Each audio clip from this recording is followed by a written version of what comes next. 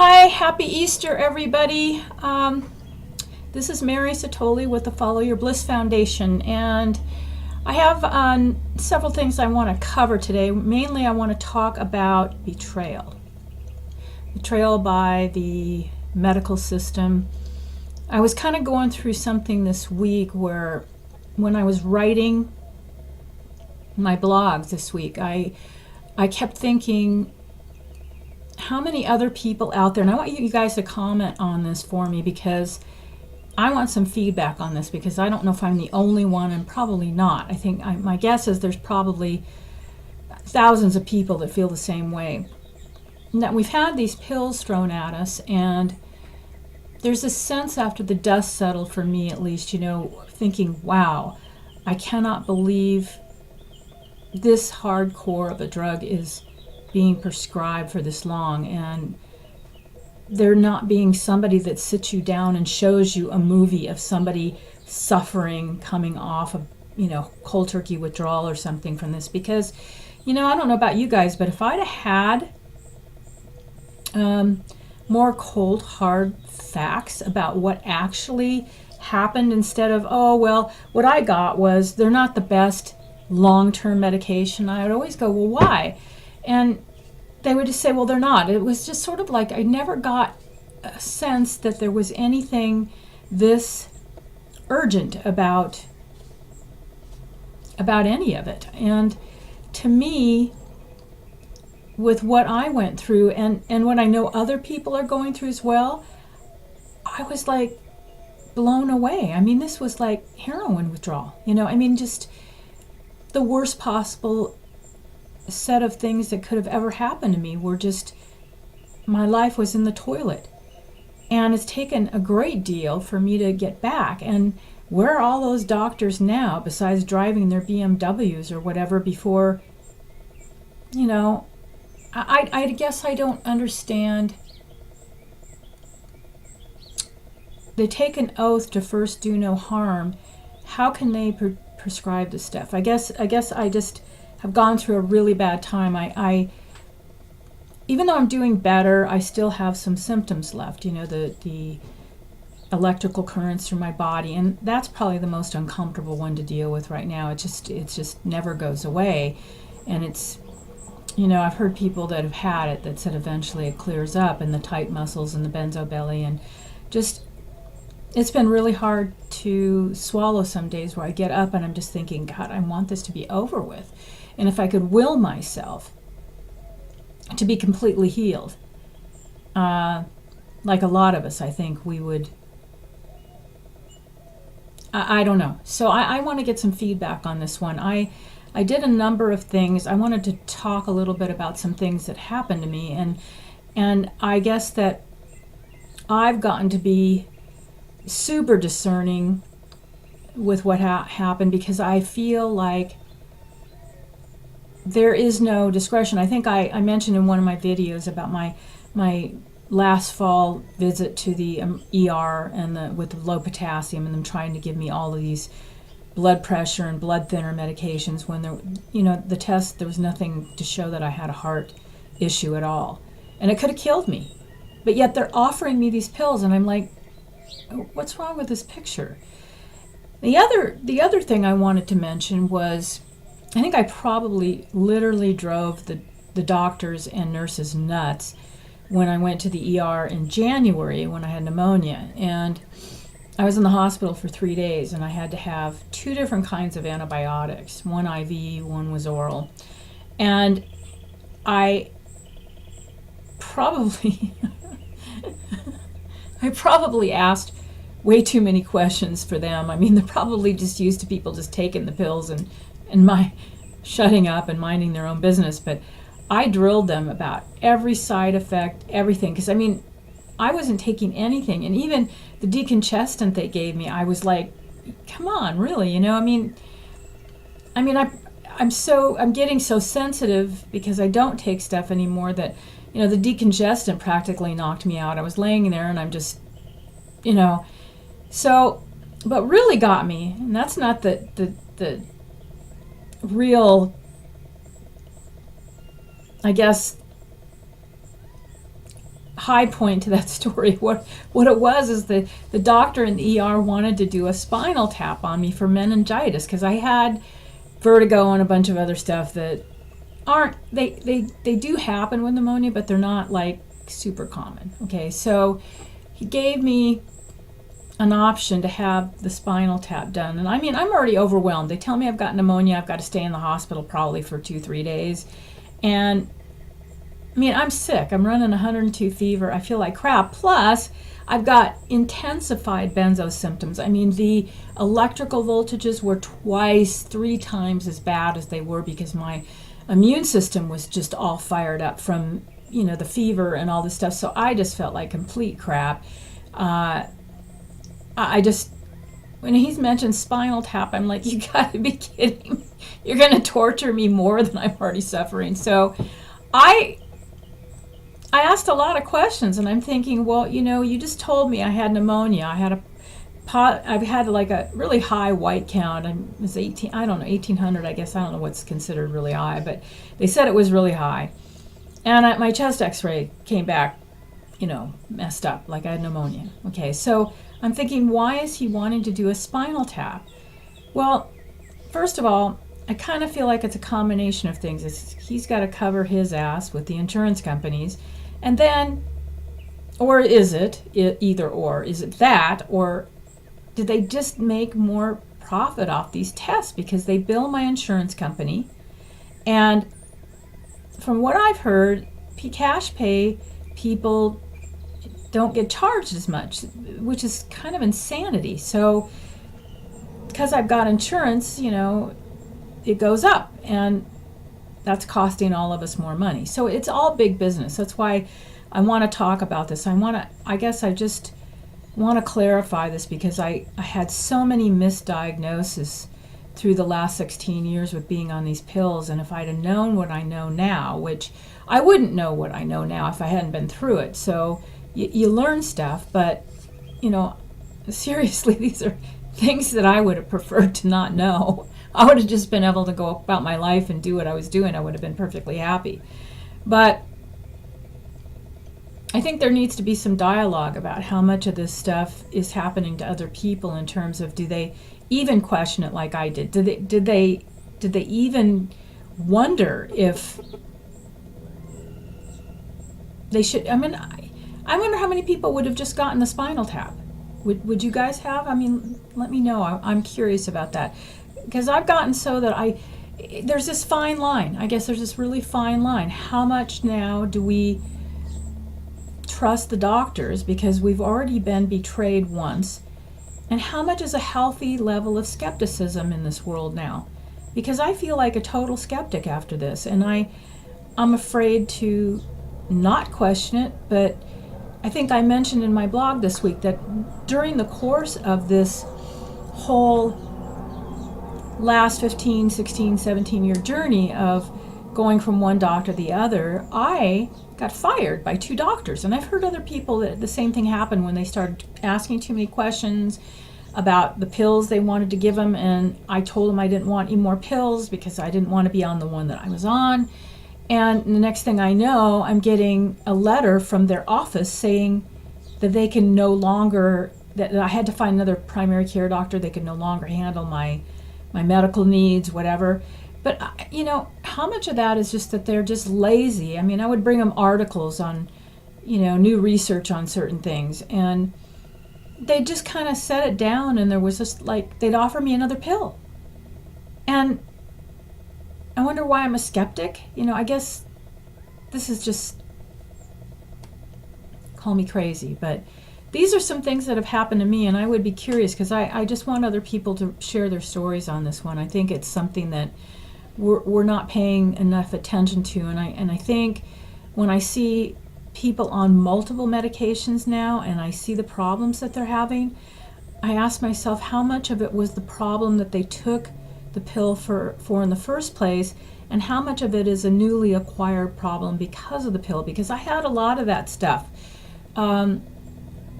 After I took the Benzos, I got infections. I mean, parasitic infections and vaginal infections, weird things that I never got. And of course, then they threw antibiotics at me, and then I got candida, and then I had to take something else, and it's on and on and on and on. And it becomes like a downward spiral. And I was really pretty healthy before all this started. So I guess that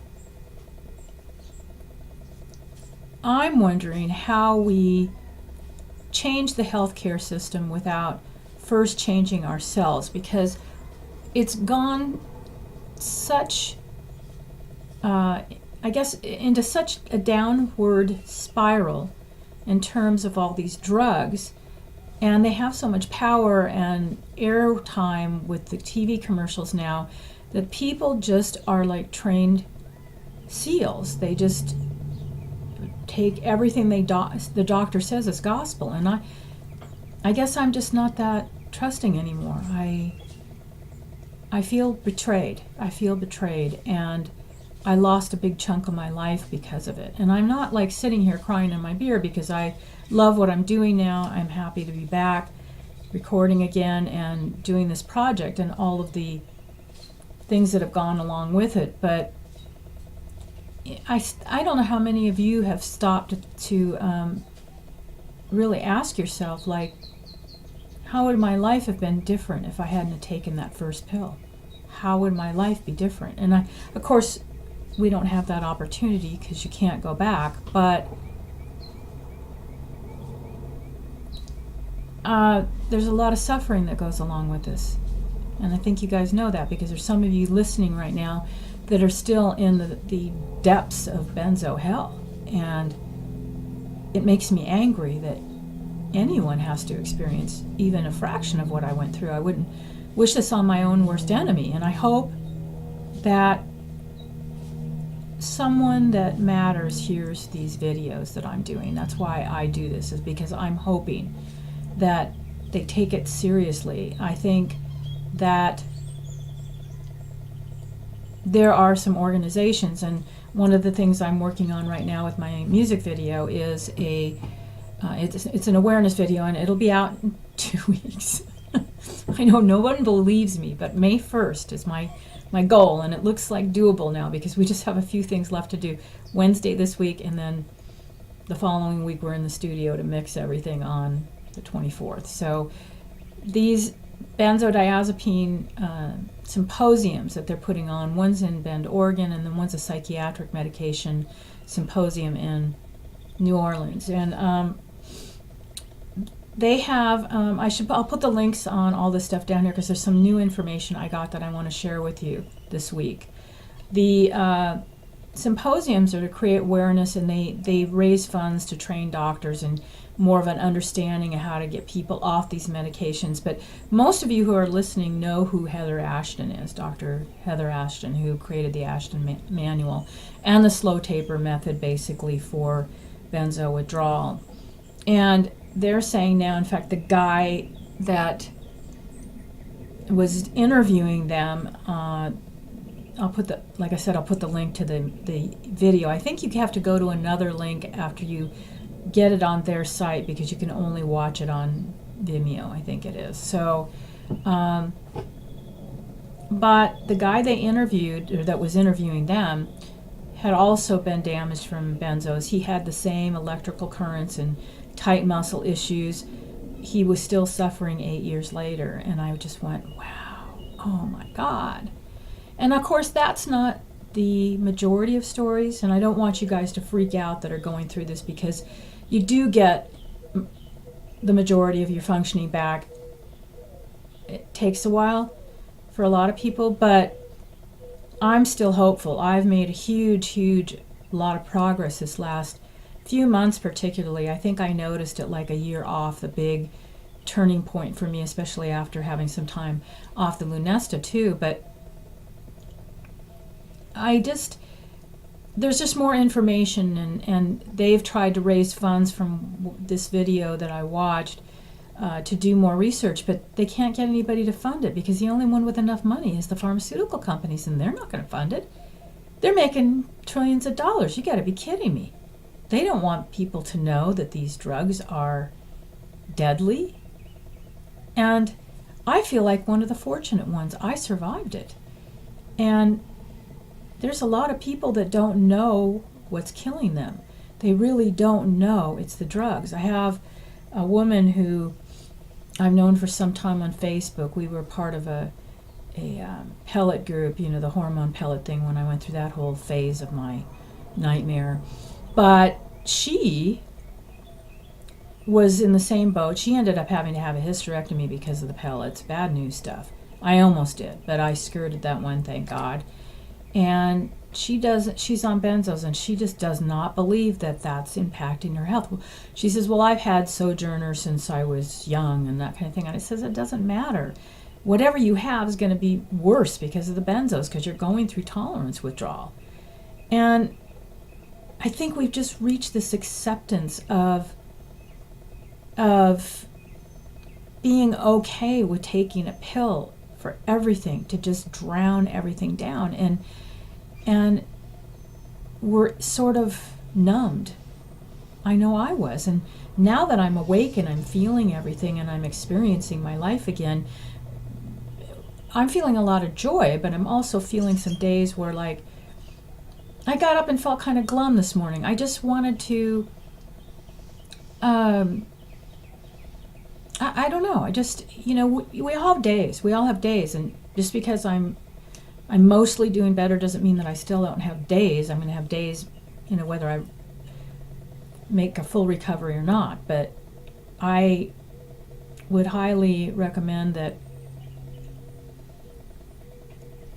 you all reach out to someone who you can talk to, because I think that's the best thing is that when I have someone that I can talk to that gets this, that I talked to a woman that I'm working with that's with our program that's just, anxiety. She came off these drugs twice. She has 24-hour anxiety, and I can identify with that. I know the days I was coming off these things and I felt like, oh my God, I'm going to jump off a building if this doesn't go away. And I'm trying to help her with, she can't sleep, and I know what that's like, getting your sleep pattern. I'm going to go over something in a minute about that because I'm having really good luck with that. But she is a mess, a total mess. These things, they just make you cuckoo, and the people around us look at us and they're like, what's the problem? They're not getting it. And the only people that really do are the people going through it, the people who've been through it, and the survivors. And so it's just one of those days. I have bunnies out in my backyard though, so the bunnies, I got up and I opened my blinds and there was a bunny sitting right there, like right in the garden, and I'm thinking, that must be a good sign, even though I feel crappy the bunny came in. It's hanging out on Easter. There were no eggs, but there was a bunny. So anyway, the other thing I wanted to share with you guys is that I got an email from a guy, told me about this organization online, and I'm going to leave the link there too, where you can click on it and you type in your doctor's name and state, and it will actually tell how much money in kickbacks your doctor's getting from the pharmaceutical companies and the drug companies.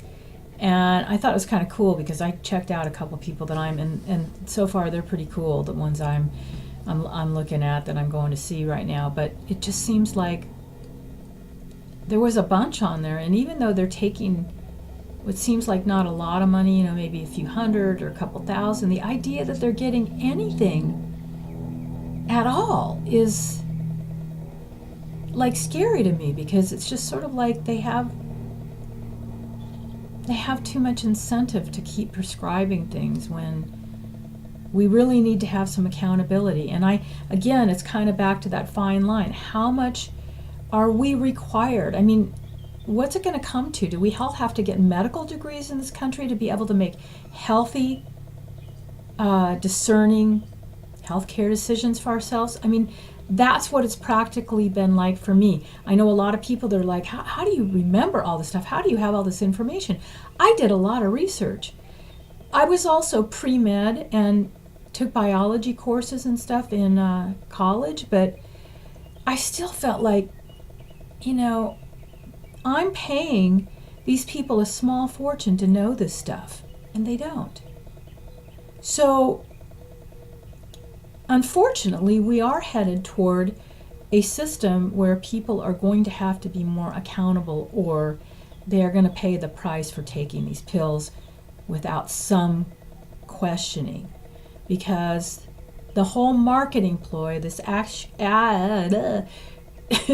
your doctor campaign, is aimed at the majority of people in this country who do not have the self-discipline to push themselves away from the table, exercise, eat healthy, toss the sodas and the fast food out the door. And because personally, I believe, and a lot of people I know believe, that probably about 90 to 95% of most of our healthcare problems can be resolved with diet, exercise, healthy lifestyle, stress management, meditation, yoga, whatever you use that is an effective tool for you. And I'm pretty sure that if we had some kind of a incentive program in place for people to do that, that we might have a snowball's chance in hell with this healthcare system. But I don't know. Right now, it's just like there's too many compliant people, and that's why people like us get fired from doctors, because we're not compliant enough. So,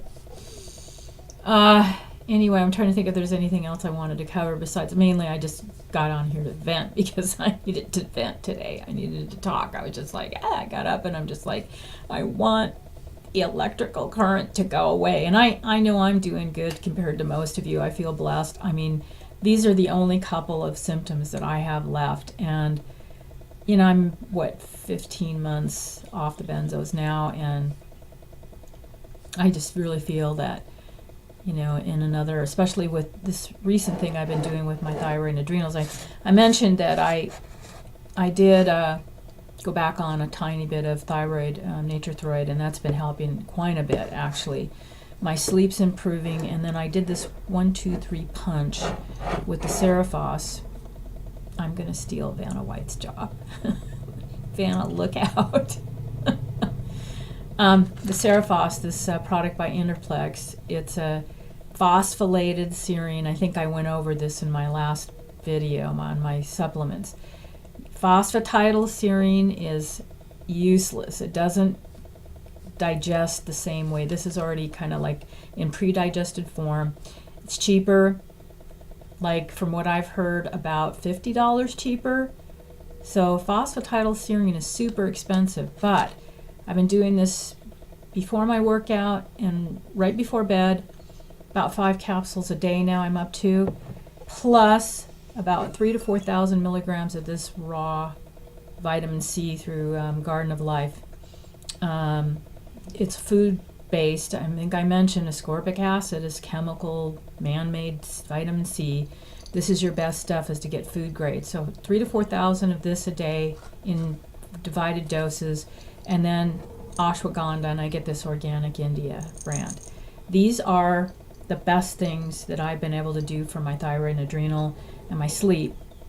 I'm setting a record here, going on a week without having to take any antihistamine to sleep. I use hydroxyzine. Excuse me, I'm getting a tickle because I think the pollen here has been a little high because I've been sneezing, and so if I go into something, I'm trying to hold it back before I get done with this video, but it may not happen. So anyway, it's my sleep pattern. I take hydroxyzine, which is a prescription-based antihistamine, makes you drowsy. And I was taking it a couple times a week. I've gone a whole week now, almost a whole week without needing it. What I've found is taking these combination stuff right before bed, I'm actually getting sleepy enough to fall asleep pretty quick. I still wake up, but I had one night where I felt great. I slept 4 or 5 hard hours without waking up, which is unusual for me because my sleep-wake cycle still messed up. But I slept 4 hours. I woke up and I looked at the clock. I couldn't believe I'd been out that long, and I'm just like, wow. And I felt great the next day. It seems like I can get by on less sleep if I get quality, like hard. I'd rather have 4 hard hours than 7 or 8 toss and turn. I actually feel better that way, which is what this combination of stuff has done. It lowers your cortisol and it resets your HPA axis, the hypothalamus pituitary adrenal axis, which is a huge factor with benzo withdrawal. It disrupts that whole process, so it takes time, and I think that it disrupts a number of processes, but that seems to be the key one from what I can tell, or at least one of the key ones besides the neurotransmitter, the glutamate GABA thing. But this seems to be a key part, because you sleep, you heal, you regenerate, so, and you feel better, you can do more. So anyway, I wanted to share that update with you, and share the link, so check your doctor out, see how much they're getting from Big Pharma. And if you have a subject you want me to cover, please leave a comment. I've gotten a lot of comments and suggestions and ideas, and I really appreciate you guys watching. I had a lot of fun doing this stuff. I hope it's helping, I really do, because I wish I had had more videos that I could have watched while I was tapering, because I'd get online, and I know there was several people that had some pretty good videos, but a lot of it was really kind of depressing in a way, because there was a lot of people that were still in their taper process, and they would get on there and they just looked like the death of Satan themselves. I mean, it was just horrid to watch, because they're in horrible shape, they're telling all their symptoms, and I'm like, Gad, I don't need this to... I try to be upbeat with all this stuff and offer something that is going to help you feel better, because I know how much I could have benefited from someone that had gotten through it, that was getting their life back or got their life back, because hope is an amazing thing. A little bit of hope can go a long way, because sometimes that's all we have in withdrawal is hope. That's it for the day. It's like hope that tomorrow we're going to get up, if we sleep, and feel a whole lot better than we did the day before. That was just complete crap. So I hope it's helping. I do, because I wish there had been a lot more well organized, and instead of just people that were, well, so far this is day 14 of being off benzos, and I'm still hallucinating. Not that I'm judging that, because I think the fact that they tried to do anything to help other people is great. They are amazing for coming off the drugs, but it just kind of leaves you feeling, I hope this isn't going to be me. You just want to have some sort of reassurance, and that's what I'm trying to do with this, is like reassure. So if you guys have any personal questions, you want to talk to me personally, you can contact me through the organization.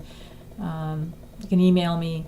I'm glad to answer questions. That's what we do. And again, enjoy your Easter, and we'll see you next week. I'll have more updates and more to come, and maybe the Easter Bunny will leave me some eggs if I go back out there. So take care, have a good one. This is Mary Satoli with the Follow Your Bliss Foundation. Bye now.